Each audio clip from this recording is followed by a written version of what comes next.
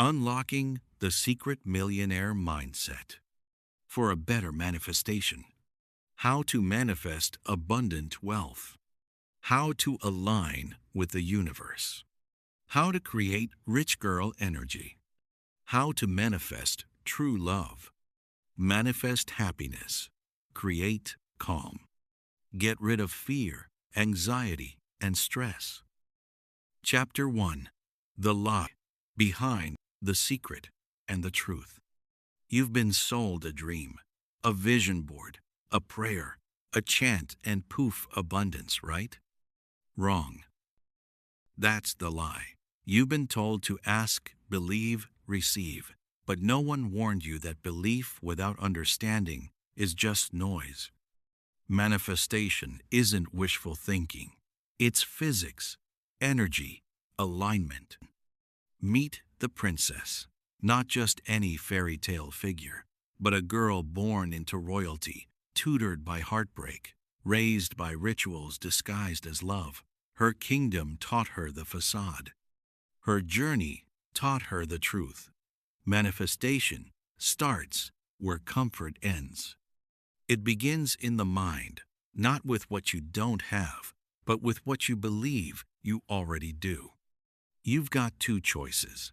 Wake up chasing the lack, or wake up steeped in gratitude for what is already here. This chapter challenges you. Can you rewire your morning thoughts? Can you see abundance before the world gives it to you? Because, spoiler, the world won't give it until you already feel it. Want the truth about the secret? It's not about asking. It's about becoming. Once upon a time, there was a tale of two worlds, and as all good tales go, there is a princess and a prince in this one. They were sister and brother. They lived in the best of times and the worst of times, through tremendous highs and incredible lows. The princess, who was the older of the two siblings, looked out for her brother, the little prince as he was known, even though he was a bit annoying sometimes and a lot annoying at other times. Their father was the only son and sole heir of the erstwhile ruler of the small principality. The Raja was a man of letters, a man with a head full of combed-back dark hair, who rode his horses through his lands, meeting and greeting people with always a kind word.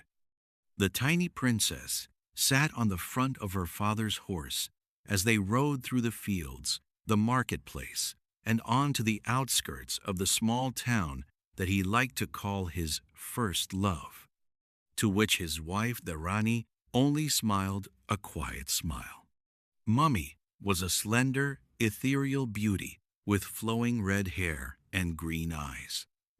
The princess had heard from the palace servants that the Rani was from a land far away, and that the Raja had fallen in love with her when they were both students in college at Oxford University, and that one day the princess herself would make her pilgrimage there to study and might perhaps meet handsome prince with whom she might fall in love.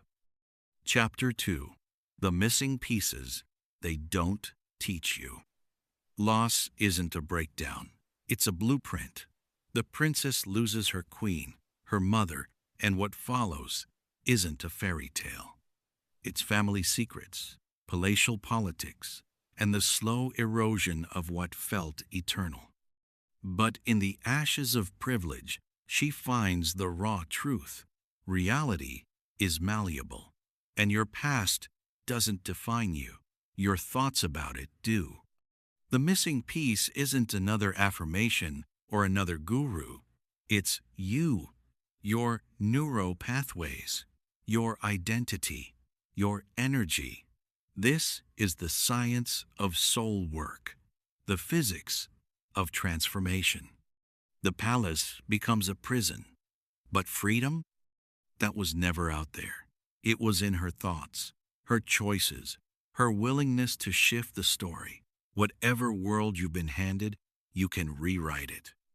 Not with force, but with frequency.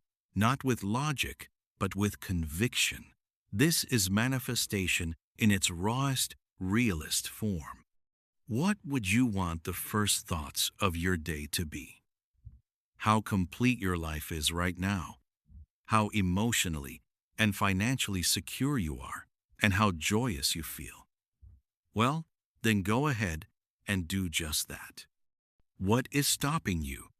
1 hour of morning gratitude rooted in trust is going to change your life way more than your to-do list or list of things that are currently absent in your life.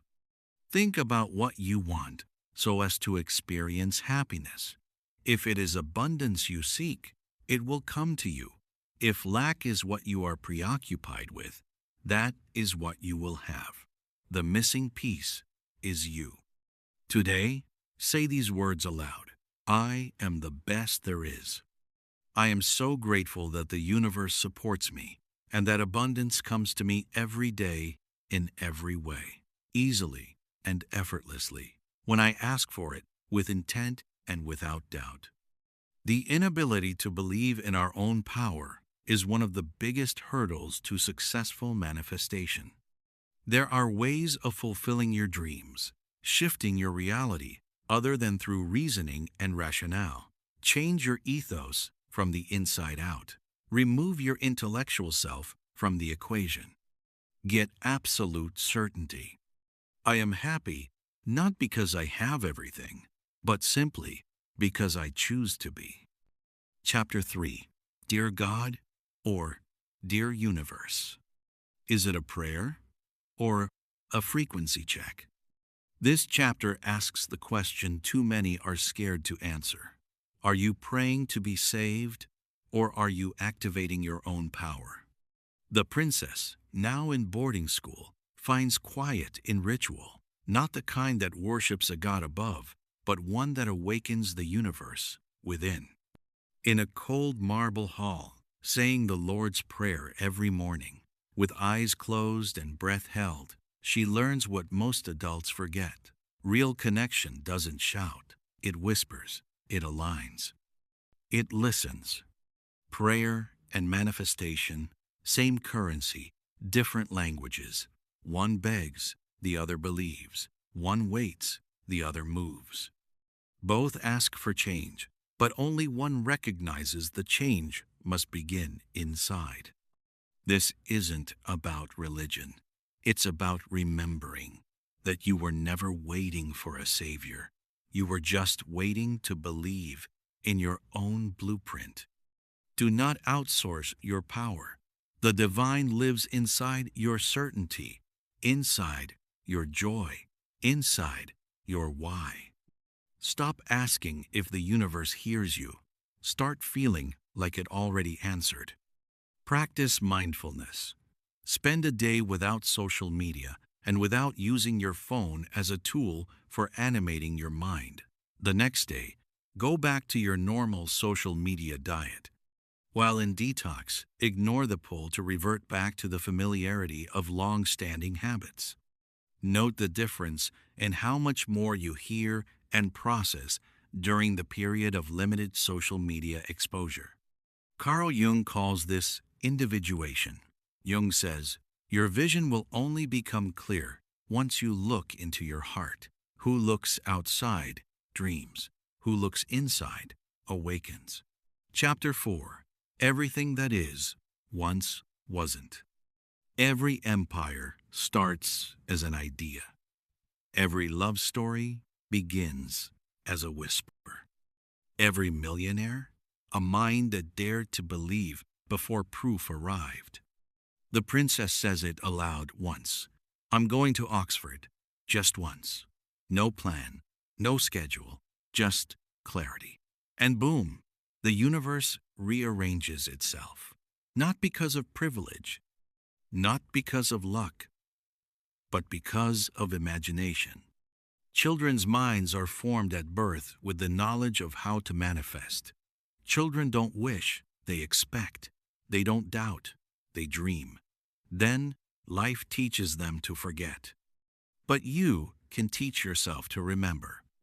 With science in one hand and soul in the other, we're introduced to theta states, sound frequencies, and neuroplasticity as proof your mind can mold matter, your thoughts carry weight. And the moment you speak your truth, even if you whisper it, the universe listens. Neuroplasticity is the brain's capacity to change and adapt based on experiences, thoughts, and repeated actions. By regularly visualizing a desired outcome, we rewire the neurons in our brain to think and act in ways that align with those visualized goals. How do we shift our neural pathways? The simplest way is to start a journal. Write down the ways in which something new or someone new appeared in your daily routine that you were not expecting. It could be the smallest of things, but a precursor of bigger things to come. What you want isn't far away. It already exists, in a version of you who's already living it. So stop chasing, start aligning, speak it, feel it. Walk like it's yours. If you dare to own that future today, everything you're waiting for starts waiting for you. Chapter 5. Becoming Her. There's the woman you are. And then there's the woman you pretend not to be. The one you're afraid to step into because she's too big, too bold, too limitless.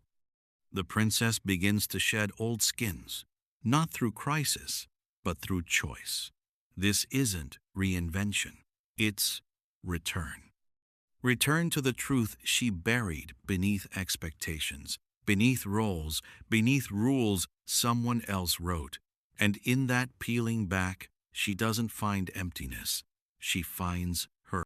Instead of hustling for the next version of yourself, ask, what if I already am her? What if the only thing left is to remember?